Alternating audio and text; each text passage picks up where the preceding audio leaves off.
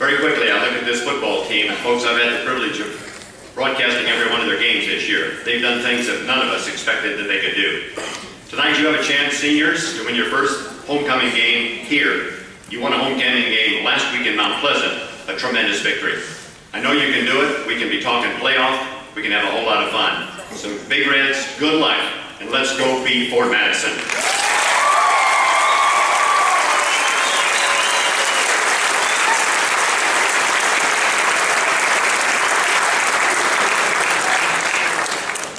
Good afternoon, everyone. I'm Russ Oaker with KCOG KMGO Radio here in Centerville and CHS class of 1990. Also, I should say the proud father of your Master of Ceremonies today from the class of 2014, Miss Cindy Oaker. It is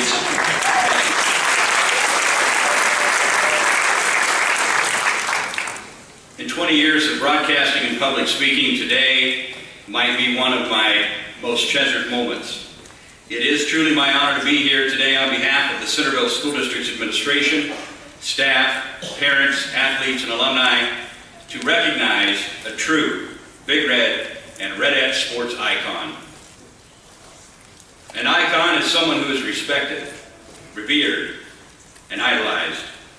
An icon is someone who has reached legendary status. No one in this community is more respected, more revered, and more legendary than Mr. Mike O'Connor.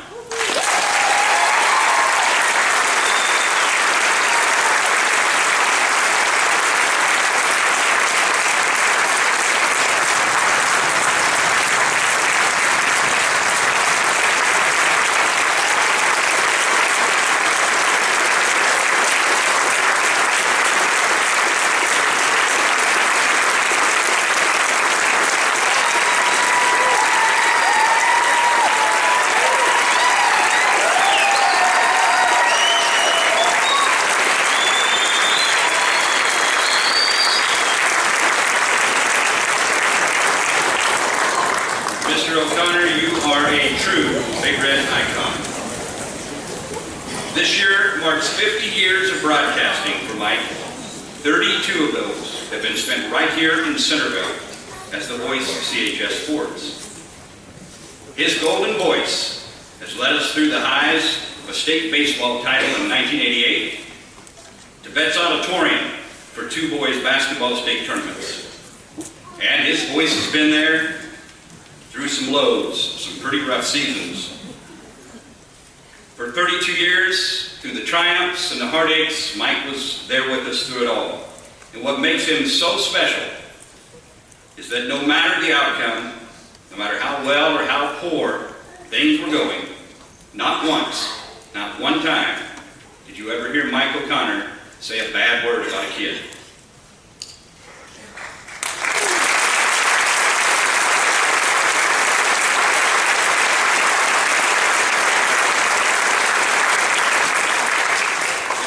Was having a rough night, Mike would remind us of the hard work and effort the players had put in, and always convince us the future was bright.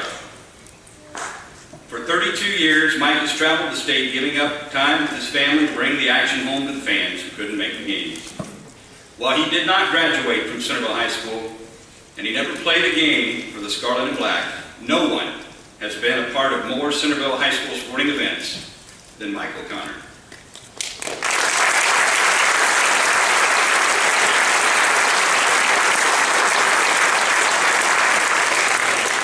Mike, your commitment and dedication to Centerville High School sports is greatly appreciated and fully recognized by Big Red and Redette Nation.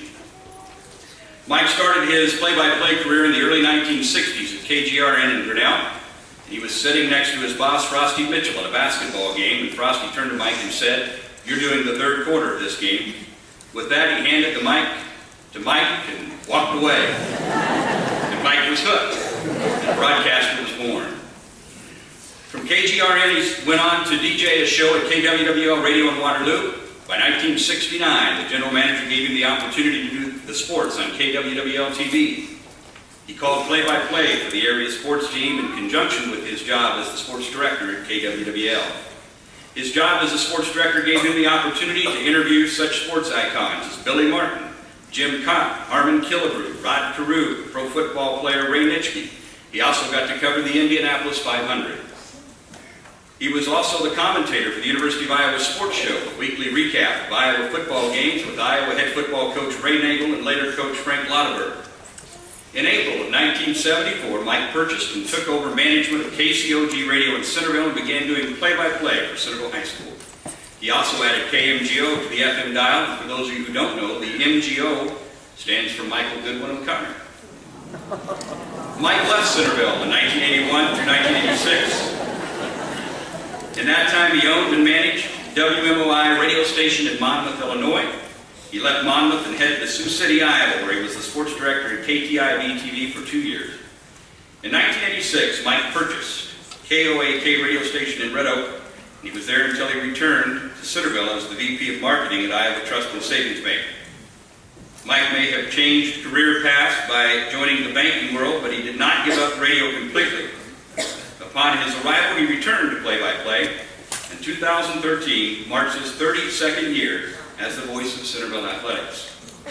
He's done play-by-play or been the PA announcer for football, basketball, volleyball, baseball, and softball.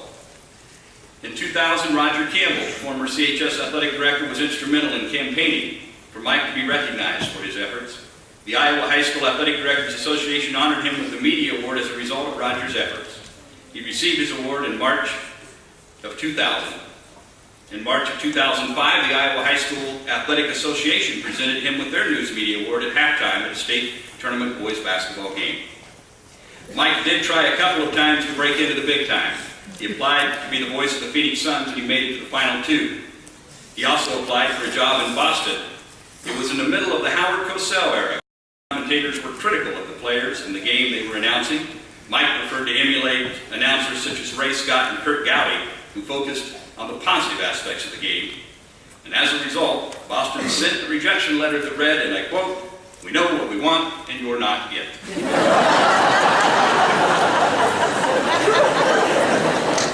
Well, Mike, you are and always will be what we want right here in Centerville, Iowa.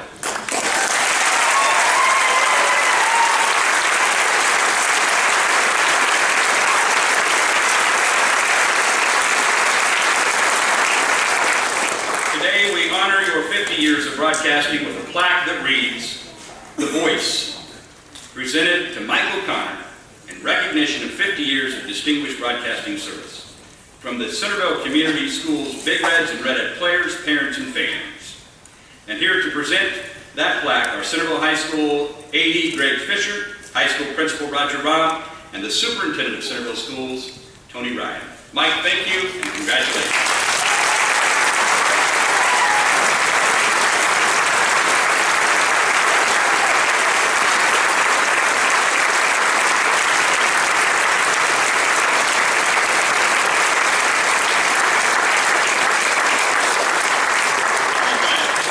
Take long because I know we've got to be on a schedule. First of all, I'm totally shocked.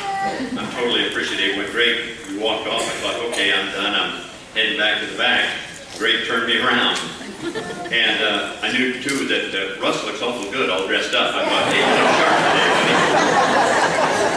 buddy. Folks, it's been a pleasure. I am so proud of these young people, young men, young women. I think it keeps me young because, you know, when you've been doing this for 50 years, what does that mean? You're old. But I stay young by being around young people, and the student athletes, the parents. We have a lot of fun, and you're almost like my own children. You really are. I had 3 youngsters go through here and graduate. They played sports, but you just meant so much to me, and this whole community does. And athletics, and we come together, and we're going to do it tonight. And I had so much fun last Friday night in Mount Pleasant to see Coach Evans, because it was an emotional thing for him, because of his father's passing this past year. But I'll tell you what, I just thank you so much, and yeah, you could have knocked me over with a feather, gang. Thank you very much.